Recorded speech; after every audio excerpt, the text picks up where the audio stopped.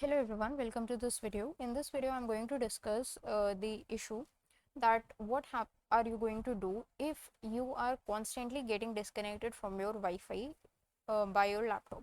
So if your laptop is continuously getting disconnected from your Wi-Fi and it is only happening on a particular device on your particular laptop only, then what do you need to do? Because if it is happening with all the devices, then there is a possibility that your signal strength may be low and you might want to get your router checked.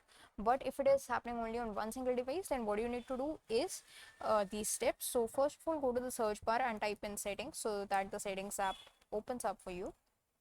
In here, go to network and internet, go to Wi-Fi, then manage known networks.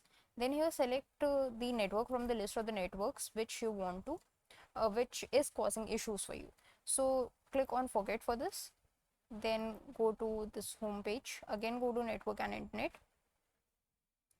And you need to click on show available networks so that you get the list of all the networks. Once you find the network which you want to connect to, suppose I want to connect to this network, so click on connect and then you can enter the network security key and then you can again basically connect with the network. So that should solve your issue, and that's it for this video. Thanks for watching.